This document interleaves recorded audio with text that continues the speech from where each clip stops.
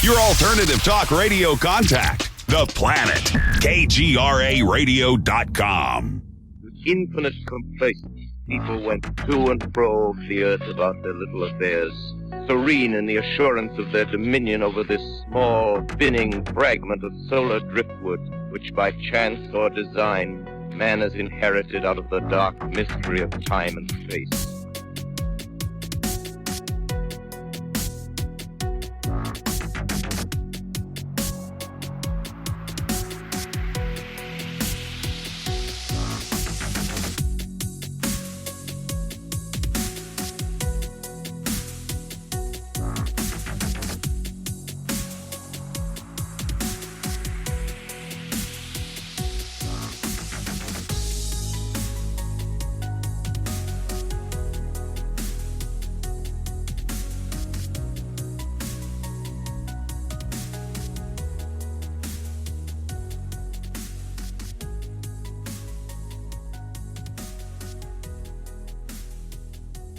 Hello and welcome to another episode of Into the Fray. A few things before we get to my chat with Jason Hewlett. I wanted to say hello and thank you to a few of my new patrons over at patreon.com. Mike, Richard, Joseph, Aaron, Bobby, McCrae, Becky, Steve, Mimi, Sean, JL, Jesse, Brian, Cody, Louie, Keith, Brian, and Ben. So a big thanks to all of those guys signing up and helping to support ITF. Of course, if you love the show and wanted that extra content, including audio and video, and even your own RSS feed for the audio episodes, head on over to patreon.com and search Into the Fray. I have also just now added an annual sign-up option, which will automatically save you 10%.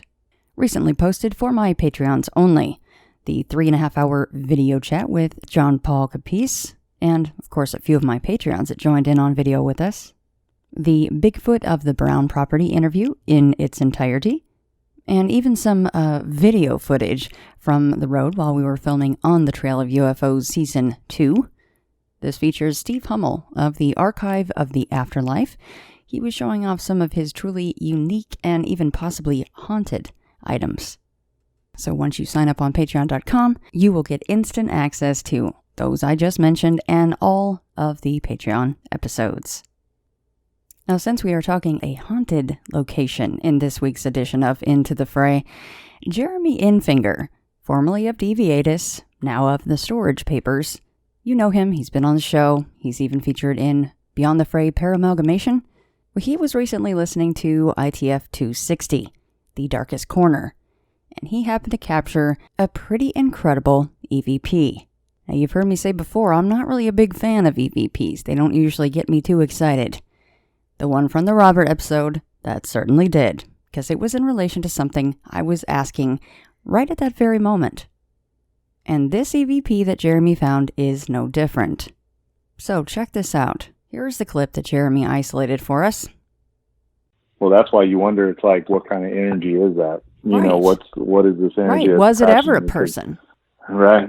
You know, and who knows? Well, that's why you wonder, it's like, what kind of energy is that? You Right. know, what is this energy? Right, was it ever a Passion? person? Right. You know, and who knows? Right. You know, and who knows? You can hear me asking chat if he ever thought it was a person. And to all of our ears, it sounds like something is whispering, "No, I'm not." So a huge high five to Jeremy for catching this.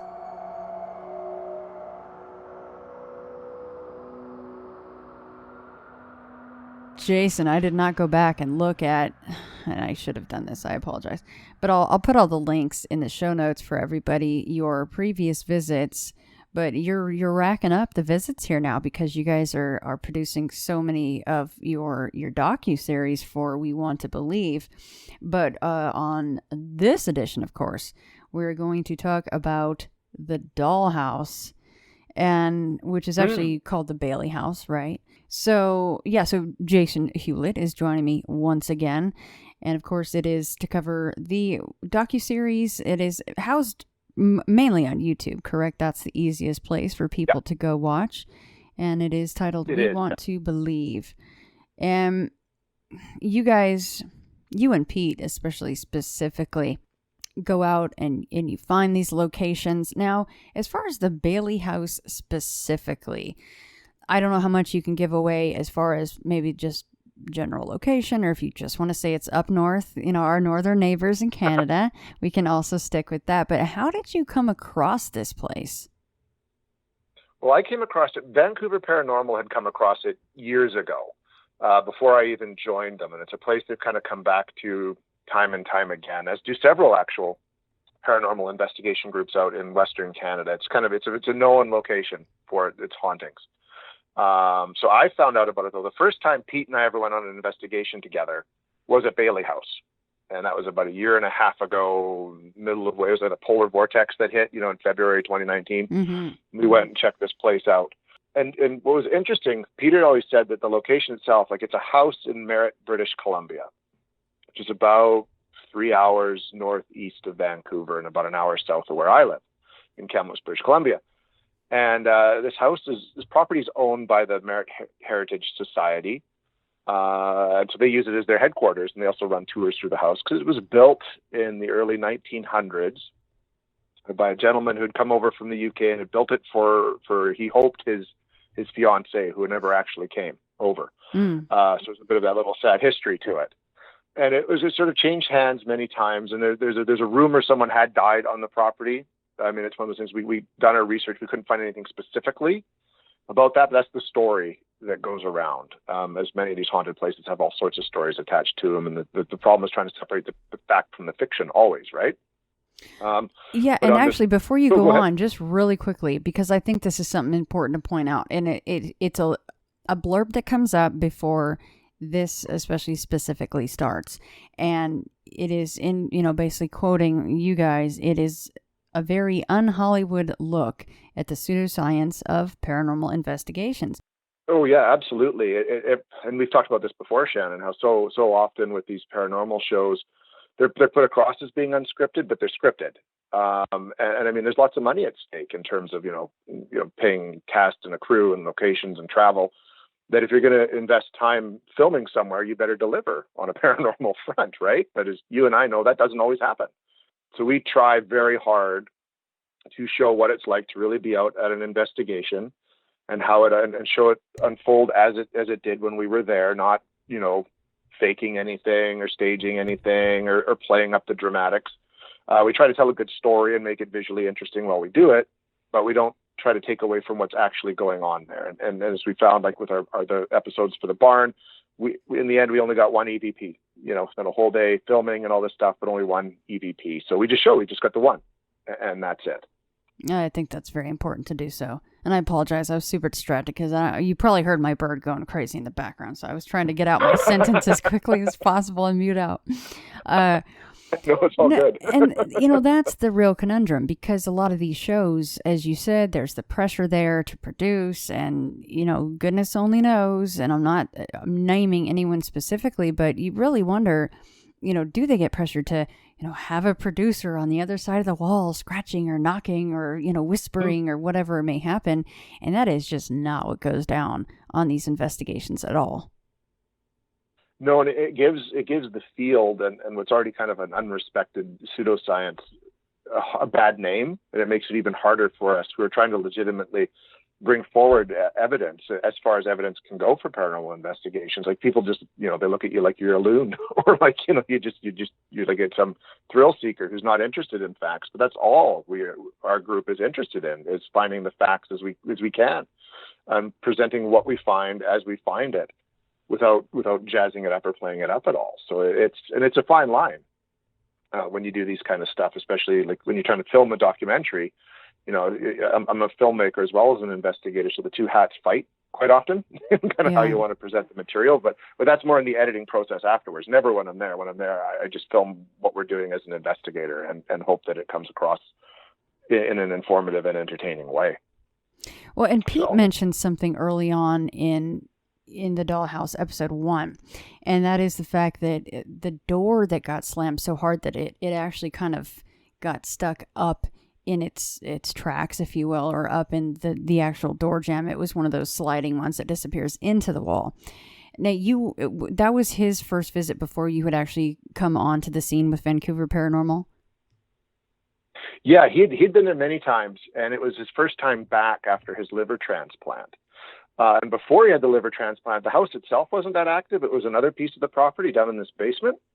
But he went back that time. It was about a week before he and I went and had that happen. And from there on in, the house has become the focus of all the activity.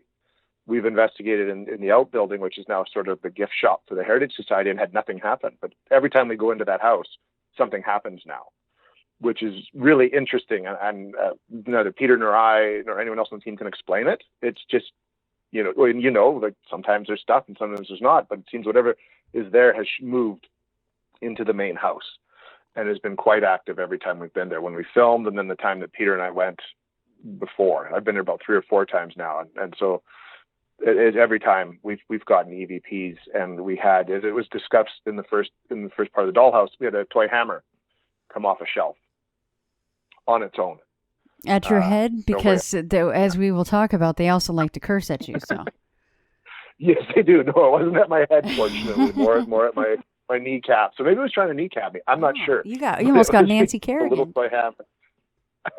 That's right. I was taking you out, buddy. And we'll talk about this, of course, because there is an idea of who may be haunting the location. But you said the Heritage Society actually owns it, and they do tours through there. So it's getting tours because it's haunted, or the haunting is just kind of a side thing, and because it's an older house, that's why it has tours. It's just a landmark, a historical landmark. Yeah, exactly. It was sort of more, from the best of my knowledge, it was people on the tours seeing things and hearing things that got the word out of what was going on here. So they're not promoting it as like a ghost tour at all. It's a historical building. It's got a rich history in Merritt and in the interior. And as you've probably seen from the footage, there's lots of interesting stuff inside of it, period stuff. Not just the dolls, but, furniture and clothing. And it just provides this real neat look at what houses were like back then. It just happens to seemingly have a spirit or two attached to it. And we can't determine it. We know of one for sure, but we've got some female voices as well. And it just sounds like some language that isn't always conducive to the era when the house was built. So maybe stuff's traveling through. It could be multiple things for whatever reason. Yeah, and it's a beautiful home. And then, of course, it's in the title, but until you go upstairs and you see, of course, you got to have the creepy dolls in the house. Why not, right? But the house itself is really gorgeous. But you can tell it's super old. And, of course, we'll talk more about this, but it's got the classic furnace in the basement. You're kind of teasing that second part right at the end there when you guys are down in the basement. Beautiful property, just gorgeous. It is. It's a neat place just to go. And we've done other investigations in Merritt, and we'll always try just to stop and just even sit in the yard, like buy a sandwich to eat before we go in, and just sit in the yard and look at it. It's a wonderful spot, a really nice slice of history. And you go in, and it's funny, the house doesn't feel off when you go in it. You know what I mean? Like, it just feels like a nice place, but there just happens to be stuff going on there. And it usually ramps up quickly. Like, usually some investigations you go and you spend like a couple hours just trying to get anything, but we go in and it's usually within the first half hour stuff starts just happening while we're there, which I've never seen before.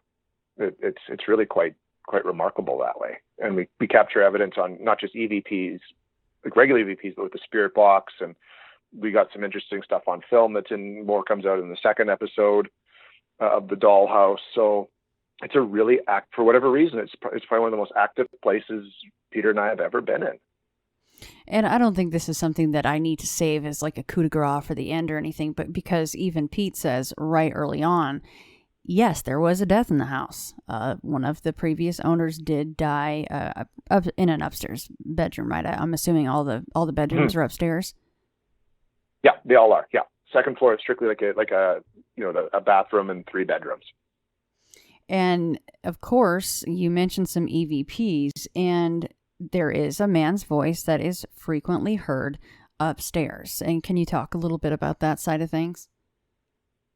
Yeah, it's a male voice. It's the one that swore at me. So You're like, again, I get sworn at. yeah. And it's also it was the one that identified itself as Tom as well, or one of the male voices did. There might. This is where sometimes even I get a bit confused because we've got so many. But there's been a dominant male voice.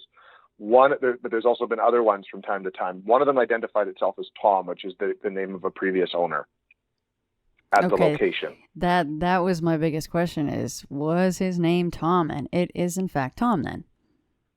Yeah, yeah, it is, which for us was quite compelling. And I mean, Peter got it, and then I got it. Like the one time we went, we split up into two different groups, and one of us did the outbuilding, one of us did inside. And this is an episode we didn't film this for an episode. And when I was out with my team in the basement of the outbuilding, Peter got Tom. And then when I went in, I got Tom as well. But, right? but you got the F off as well. Now, what prompted that? Yeah. That's something. It's freaky when that happened, and that happened the first time that I was at Daily, and it was just going around asking for a name, and it basically told me to F off. The spirit didn't want to tell me its name. Yeah, I'm not telling you, Jason, F off. So that was during... Why are you in my house? A live spirit box session, or this is a post afterwards through EVP? That was a live spirit box session. Oh, wow. Okay. Yeah, and it was consistent with the voice we were hearing throughout that live spirit box session as well. You know what I mean? Like it was sort of, you can just tell when you're talking to the same thing, for lack of a better word.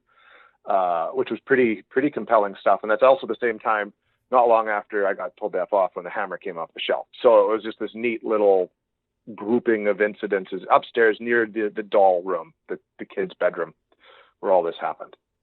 And when Pete got the I'm Tom, was that in direct response to him just previously asking his name? Yeah, asking, like when you standard sort of EVP or spirit box session, you do the process, you identify yourself, you're there and you want to speak to someone. Could you please identify yourself? Mm-hmm. That's when he got Tom, and that was sort of in the upstairs hallway. Other than the door slamming, there hasn't been much on the main floor, although we did get a couple EVPs that'll show up in the second episode of the Dollhouse, but most of the activity seems upstairs, in the area around the main hallway and the kids' room and the room directly across from it. Seems to be primarily right in there.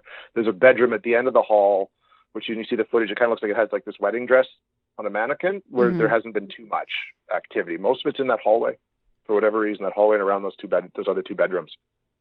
See, and I'm not the hugest fan of EVPs a lot of time, a spirit box session, sure, that can be cool, but also those can be suggestive as well, especially if someone goes, did you hear it say bop, bop, bop? And then because of the suggestion, you're like, oh yeah, I heard that. But if somebody said something, oh no, I heard this, you're like, oh, I could kind of hear that too. But when it's in direct response to questions asked, or questions that I didn't want asked, like you, I find that much more compelling than just random things coming through a spirit box or said, caught later as an EVP. I agree completely, and so would Peter, and I think any investigator worth their salt would too. You can't. You want to ask questions that can't just be simple yes, no answers. You want to ask specific questions that you can get a specific answer to. And only those can you really take as any form of evidence. And with the spirit box, yeah, there's so much potential for suggestion because you're going through radio frequencies and you get a lot of random words thrown out there. So the way that sort of Peter and I really take an answer without the same kind of grain of salt as others is when you kind of hear that static stop and a word comes through crystal clear. That is also a direct response to a question that you've asked, which have had happen. But if you ask a question, you even get like a yes, no, but you can kind of still hear the spirit box keeps doing this chut, chut, chut, chut, chut, chut, chut, chut, like almost helicopter sound. You can't really take that for anything. It can be kind of interesting, but we wouldn't ever count it as evidence and show it back to a homeowner or property owner ever. That's something that you guys bring up, and it's, you've done it every single time. Your main focus is to, of course, if you can debunk something, evidence either from the homeowner or captured live with you guys there. I think that, again, going back to that whole un-Hollywood thing, you got to go with the sane explanation first and the mundane explanation first, as unsexy as that can be, especially if you're trying to film something. But I like the fact that Pete even mentioned that as far as the homeowners go. He said, I would never present such a thing to a homeowner as evidence. In fact, I think it was in relation to that door slamming incident that he had while he was in the house. And he just said, yes, he marks it on, in his file, like, so, okay, that was weird, but I'm not going to take it to the homeowners as evidence. Exactly. It's a personal experience. And that, it doesn't count. Because Right. it's a personal thing that happened to you. It can have more weight if more than one person saw it, for sure, right? But you couldn't document it in any way. So you can't count that as evidence. It's something that happened. But had he been doing an EVP session downstairs and filming it, and you saw that door slam, then you've got something with validity to it because you've captured it on film. Right. And even got the audio probably too, right? But just having that happen, it doesn't count. And the longer into an investigation you go, and the later at night it is, you can't even trust your own personal experiences sometimes because you're tired. You already have the power of suggestion playing at you because you've been there. So you just, you write it down and just call it a personal experience, and you have to leave it at that, unfortunately, because sometimes you can have some pretty cool stuff happen that's a personal experience. And what about the child's laughter? What would that be attributed to as far as previous tenants, owners? What's the deal with the child's laughter being heard? That's just something that was picked up. And I guess it has more weight because there was a kid's room on the property, but we've never heard of any children dying on the spot, right? So it's a bit mysterious, but it's just one of those EVPs you pick up that's so different. To pick up laughter is so odd that you kind of have to log it as we picked it up. We don't know how we can explain it or explain it away other than that there's a kid's bed. Maybe, because there's intelligent hauntings, and there's definitely theories about what we call travelers, spirits that move, that maybe because there's these toys on site, if there is a spirit of a child around, it's drawn to this room with these toys and the energy of children who were previously on the location. But you're just hypothesizing then, which is sadly sometimes all you can do with this kind of stuff, right? But that's really unusual to get that. Very unusual to get children's laughter. I've never caught it myself personally anywhere else. And again, this is a hard question to answer, but what would the chances be of the children's laughter almost in more of a residual haunting type of a situation, to where it's just something that's permeated the walls of that room for so long that it can actually play on a loop sometimes, or just escape the ether, and enough for you guys to hear that? I think that's actually highly plausible. I would even look at that more than some traveling kid ghost theory. You know what I mean? Because we've talked about this before, Shannon. Like, we're all made of energy, and places do pick up on the vibe things left behind. So for sure, if that was a particularly happy spot for children, there's lots of laughter, I could totally buy in that it would kind of just stay in the energy of the room, almost like a recording, like an old school tape recording. And right circumstances, you pick it up. You're already kind of asking stuff to come forward. So why not just that energy sort of play back as sort of, like you say, a residual haunting, but it's not the haunting of something that was dead. It was something that happened when people were very much alive, and it was just left there, kind of imprinted on the location. I would totally believe that. I'd almost think that I believe it more than a spirit doing that. But the traveling spirit one is so much cooler and interesting. Oh, it is, right? Yes.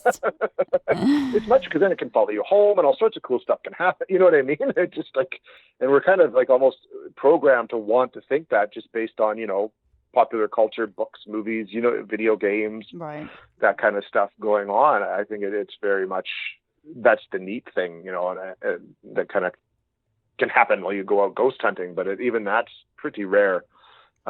To have something kind of come home with you. I've maybe had something like that happen once, and I can't even attribute it to that, or just being really freaking tired from being up all night for 2 days. So, yeah. Yeah, that gets tricky, right? Because it totally could be something legit, or your brain is just melting down.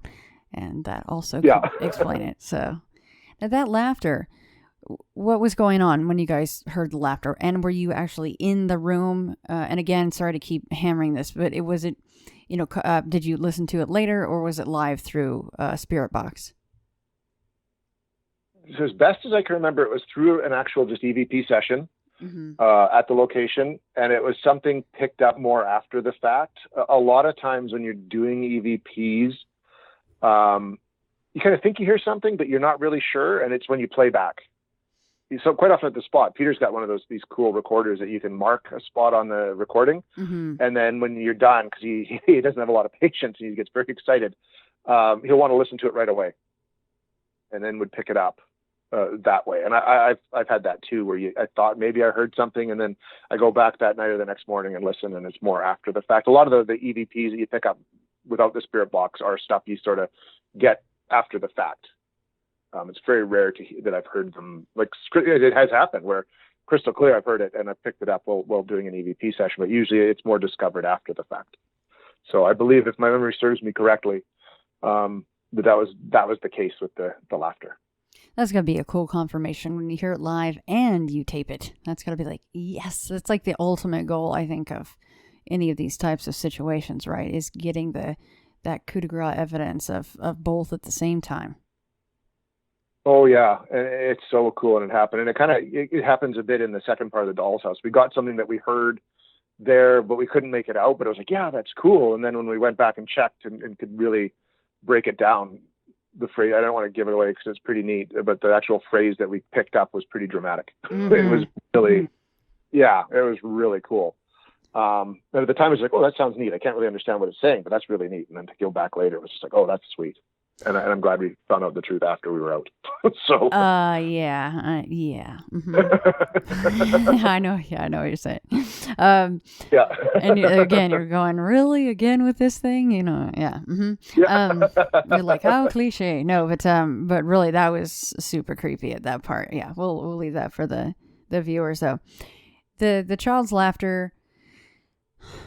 Is that something that was heard audibly ever by anyone on the tours or people that own the place, the Heritage Society? And I wish I could give a good answer to that, Shannon, but so much of what came out, all we've really heard about what people have heard on tours is they've heard voices and they've seen things. Down in the basement is where they say they've seen like a shape. But they've never really reported back to us when the people on these tours what they heard specifically. But the shape thing is interesting, and we kind of teased it a bit at the end of the first episode, and I'm not afraid to say it because it seems pretty clear, but we saw something down in that basement, and we captured it on film using the laser grid, and that ties into what people have reported seeing down in that base, other people on tours, which I thought was great. And it was a super cool moment to have it, and it plays out on film basically as we saw it. We had the grid on. We saw a shadow on the grid, like someone's breaking it by standing in its path. And Peter goes, what the F is that? I appreciate that you guys leave that stuff in, because that is a proper reaction if you see something really creepy during an investigation, right? Yeah, you're not going to be like, oh gosh. Golly gee, look over there, guys. Yeah, jinkies, like it just, it doesn't happen. No. 4-letter words come out. That's exactly what happens. They do. They do, and they did, and so he pointed out to me like, wow, and I was standing by the light switch, so I flipped the switch on. There's nothing that could have disrupted that laser grid. Turn it back off. It's still there, and that goes on about 3 or 4 times from what I can remember until finally we turn the light on and turn it off, and it's gone. But that we had the 2 cameras rolling the whole time. It's pretty neat stuff, and it was just to have that happen. To be there, to film it, and to kind of even have it validated by other stories we'd heard on the property was pretty cool. For me, that's one of the most compelling bits of evidence I've seen in the years I've been doing this. Yeah, huge congrats on that. Thank you. And that wasn't the only time. And now Pete's had, of course, the auditory experiences and things, the door slamming, which he unfortunately didn't actually see. He just saw the aftermath of that, but heard it, and that's what brought him downstairs. But there was a black shadow, and it wasn't a humanoid type of a shape, but he was there with, I think, a female investigator on a previous investigation. at the Bailey house, and there was this black, he almost called like a, what do you say? It was like a strip, like a black shadow, like a something horizontal, like at the floor level, right? Yeah. Yeah, and he it was just one of those things he caught kind of turning around and looking at, and they both saw it kind of move across the ground. And we you've even on your show, you've talked a lot about shadows and shadow beings and black masses and, just stuff that you can't, these unexplainable shadows that are moving around, and who knows what they are or what that was that they saw. But I've seen them, not there, but at other locations and even at my own house. And I never know quite what to chalk that up to. Right. But it fits in, I guess, to people seeing apparitions in the location. Apparitions can be various different things. And it makes you wonder, if someone, like whatever was in the basement that you were just talking about, and I'm assuming that's episode 2, right, is completely 100% in the basement. Right. So a good chunk of it is, yeah. Right. And so whatever shape that took is one form. And then you've got, other things that just decide to manifest as an auditory situation for you to digest as you will. And then others are like this black shadow strip horizontal thing at the floor level. And it just makes you wonder, are those all in fact different things? Or is it all, just to point a finger at Tom, or is it all Tom and just he's, lazier one day, so he just wants to do the child's laughter or, just slam the door for Pete, so Pete comes running downstairs like, what the F is that? And then, for the full Monty at the end, he's like, you boys are in the basement, so time to get the 4 little words out, I really wonder if that place does it house that many different things, or is it just one thing? Well, that's kind of that's a great question, Shannon. I want you to answer that right now, and you have to be completely correct. No guessing, okay? Or you're fired. No, exactly. I love asking questions. There's just no freaking way anyone can answer, so you're welcome. Yes, and I've done it myself. I think there's a good chance a lot of it is the same thing, and we've talked about this before, Shannon, that this stuff, it's intelligent, whatever it is. It's a bit tricksterish at times, and I think it likes to play around with us. So it wouldn't surprise me that all of that, like I said, we have picked up different EVPs that sound different, that don't sound like the same being. Right. So I'm sure there's different things there, but I wouldn't doubt, in my mind, I feel comfortable saying a lot of that, especially like the shadowy stuff, in other words, it has got to kind of be related to one thing. This house, it's not like in the movies where a place is like, a hell mouth, and it just attracts all these different stuff. This is just a place with some energy attached to it. So I wouldn't doubt that the shadow stuff and the voices are all pretty much the same. But I think we've got like a male, and then, there's a female. There's stories about the female in the window that people have been seeing. So I guess there's probably 2 spirits there for sure. And possibly whatever the child laughter is. But like you said, we talked about just earlier, that I wouldn't doubt that could just be an imprinting of some positive energy left behind. But I think there's definitely like a Tom. I think Peter's even said they got a woman's voice identifying herself as Mary, and that would tie in nicely to the woman in the window story, right? So Tom and Mary could possibly be hanging out. And I don't know, after the episode 2 being teased and seeing the furnace in the basement, I may be on the side of that could be a portal to hell. I'm just saying that thing, the size of it, and it's creepy looking, just looks like a massive iron lung down there in the base, which basically it is, but creepy as hell. Yeah. It is, and it's I've always, every time I've gone there, your eyes are just drawn to this thing when you go downstairs. Looks like it's about to just open the 2 at the top, and I'm trying to think of the configuration, but it would look like eyes staring at you or something. It just looks so just creepy. Yeah, exactly. Yeah, and it almost was that show Monster House, that kids animated cartoon Yeah. Something about it reminds me of that. I don't know why, but there's just something off about that good old boiler down there. Oh my God. Yeah, that thing, I mean, talk about a centerpiece that just is beyond fitting for for the story of the house, right? Absolutely. The electromagnetic spikes that are in a very specific area upstairs. It was a little bit hard to tell what room Pete was standing outside of. So, was that just outside the doll room, or where the dress was, or what was that area of the hallway upstairs where he was standing? It was right outside the doll room, which is directly across from the bedroom where the woman was seen. And so that's what I was talking about earlier. That's that little area of activity that definitely seems to go on. That's where like the male's voice was heard.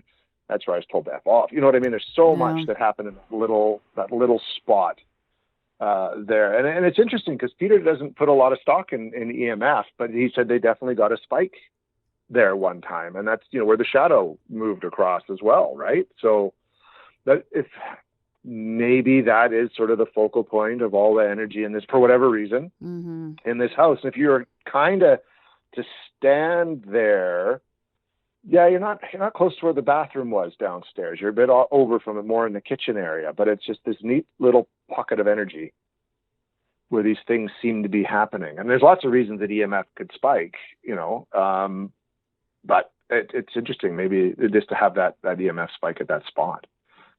Peter doesn't usually put a lot of stock in it. I've never really played around with the EMF, but his thing is you can't control EMF, and they've had paranormal activity reported in areas where there's been no EMF recorded, right?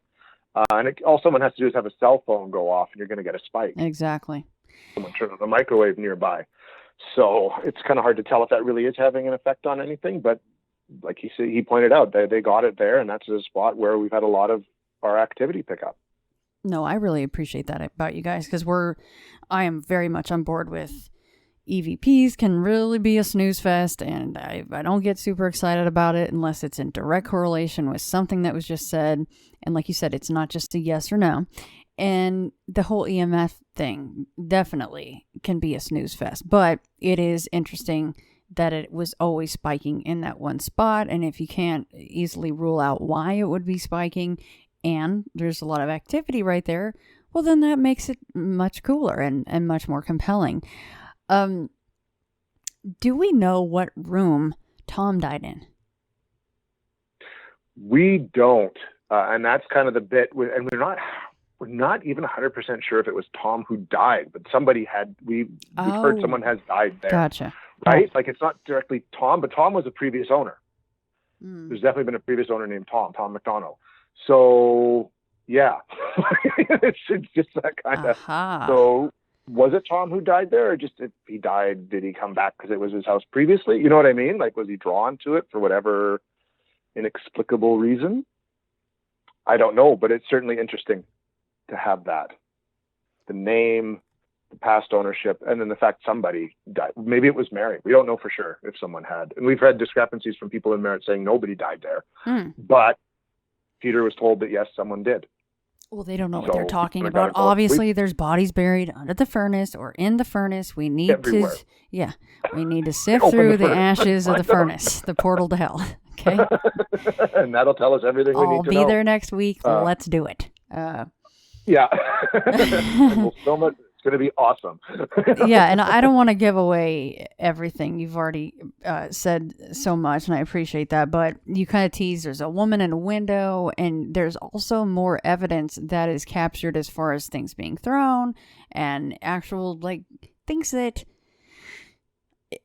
I mean, really is the holy grail in essence when you're doing investigations like this, because 90% of the time, or maybe more, 95% or 98% of the time, you got nothing going on, zero. So considering what was packed into, episode 1 for this docu-series for you guys for the Dollhouse was awesome. And like you said, it's a lot different from the barn episodes. That was also cool. It was cool to see that location. It just wasn't hitting for you guys. And this time around, it was very different. Now, Before you guys go into any location, is there certain things that you guys do to protect yourselves or the group as a whole, or, or do you do that, but Pete just kind of goes, I'll just see what happens, and if something follows me home, it follows me home? We try really hard. I mean, we don't go as far out as some people do, with like a big prayer or anything like that. But we always go in when we start and say something along the lines, we're just here to communicate. We mean no harm to you, and we wish no harm to come unto us. And that's kind of the extent of it. And then when we're done, it's like we're leaving. You do not have permission to follow us home. You know what I mean? To follow us home, right, or anything like that. But that's really the extent of it. And we just try to prepare ourselves by knowing as much going in as possible. It's rare that we go somewhere and not know anything. Because then you're better prepared to ask questions, to try to get some certain intelligent responses, etc. But rarely, and this is kind of where, popular culture kind of plays against us. Like, rarely is there any risk of any real danger coming to you at all. You know what I mean? Like, and even something follow you home is such a rare thing. Right. Most stuff's pretty benign, really. They might tell you to F off, but they're not going to like hit you with something. Right.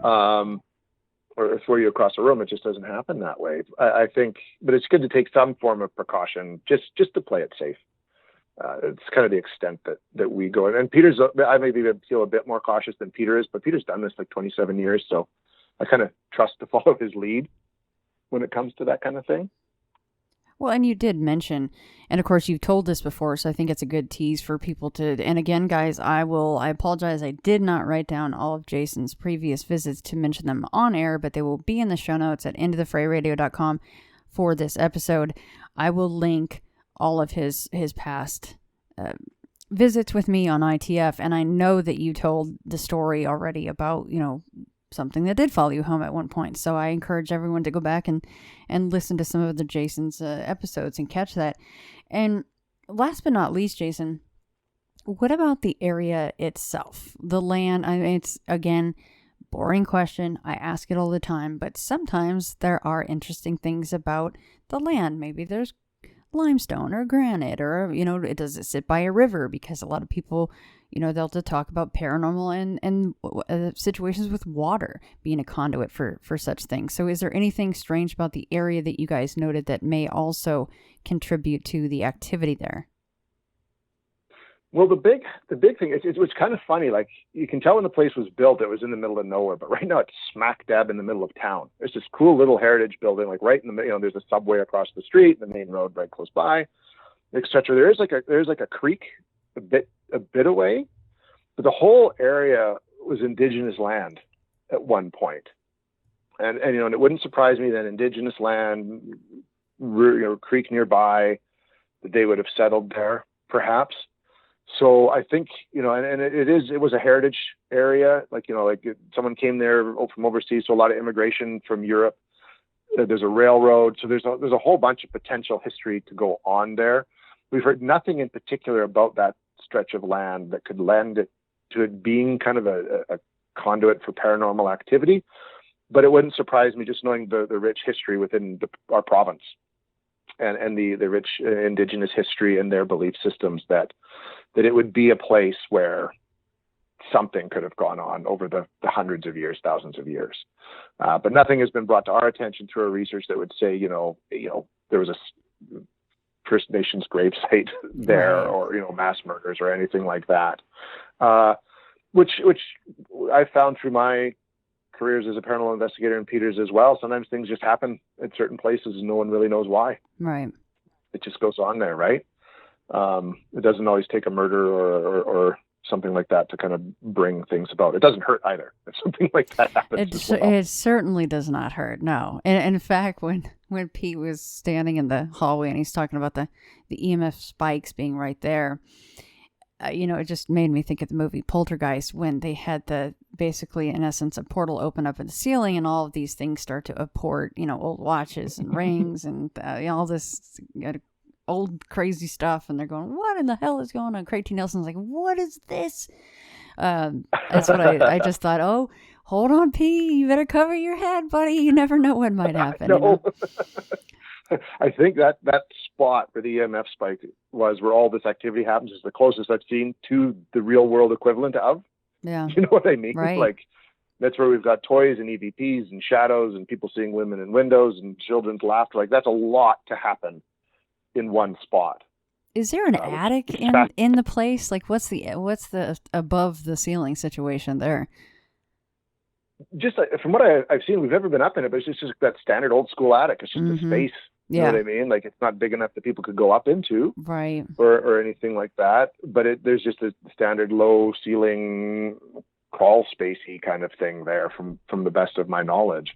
It would certainly be hard to get to, because just having been up and through that, I've seen nothing that was an easy way to get up into an attic spot. Great place to hide bodies. I'm just saying. I mean, just shove them right out there. Nobody wants to go up, and there you go. Like, Tom and Mary maybe are still up there. Yeah, and that's look at that stain on that ceiling. That's just weird. Never you mind that, Sonny. Yeah. Well, keep on the tour. Keep on the tour. That's okay. Eyes forward, eyes down. No looking at the ceiling.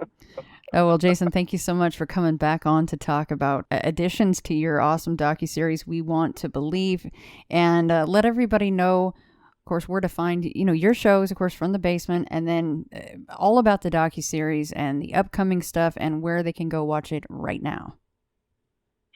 People can, we definitely have a Facebook presence. We Want to Believe the series, where we post episodes and updates there. We recently launched a website, wanttobelieve.net, where we posted back episodes there. And of course, we're always posting new content to JoBlo Horror videos. So just find them out, subscribe, and then just type in We Want to Believe. Our whole playlist is there as well. And then, of course, as you mentioned, thank you, Shannon, at wecamefromthebasement.com. We put episodes there too. Perfecto. Yeah, well, I'll have you back on shortly because I want to talk about the portal to hell.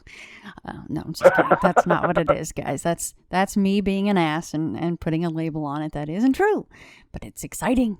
Yeah, wait till everybody sees that furnace. I swear to God, I was like, of course there's a furnace that looks like that in that basement. Of course. I loved it. I loved that part of it. We're the show that always pertained to the un-Hollywood, but so far we've had, quote unquote demons, portals to hell furnaces, and all this stuff. I don't know. There's got to be truth to all of it, I guess. Yeah, hashtag portal to hell furnace. I mean, that and F off Jason, I think is your main hashtags, right? Thank you. We'll start using them and give you credit for it. Yeah. Hey, when something needs to be coined, you got to run with that, F off Jason. So, yeah. All right, Jason, well, thanks again. We'll have you back on here shortly. Thank you very much, Shannon. Always a pleasure. Well, I'm so-and-so. I was given this name by my parents. I've been to such and such a college. I've done these things in my profession. I produce a little firecracker. Buddha says, forget it. That's not true. That's some story. That's all gone. That's all past. I want to see the real you are now. Well, nobody knows who that is. Because we don't know ourselves except through listening to our echoes and consulting our memories. And then there's a real you, and that again leads us back to this question. Who are you? That is the real you. We shall see how they play with this exam by the koans to get you to come out of your shell and find out who you really are.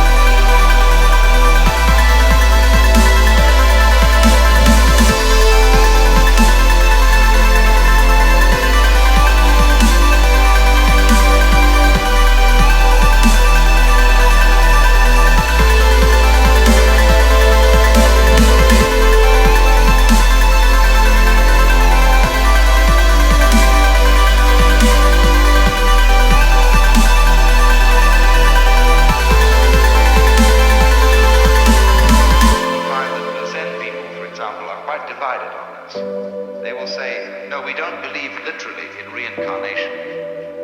That after your funeral, you will suddenly become somebody different, living somewhere else.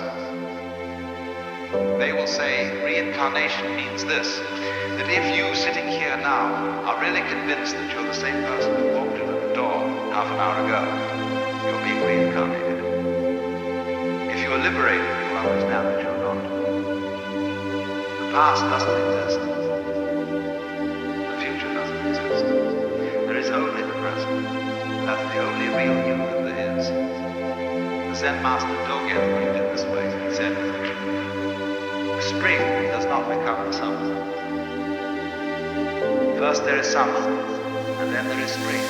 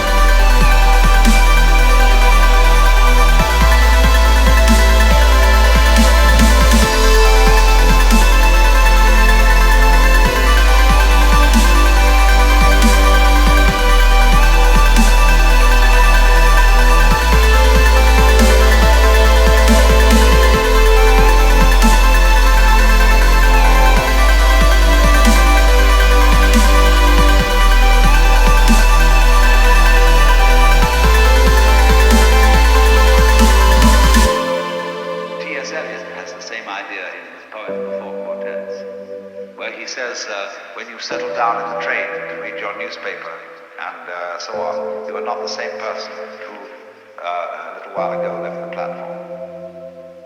If you think you are linking your moments up in a chain.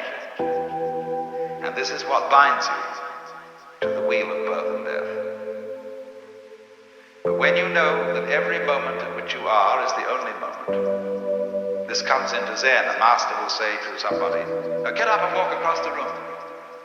And he comes back and he says, where are your footprints? They've gone. So where are you? Who are you? When we are asked who we are, we usually give a kind of recitation of a history.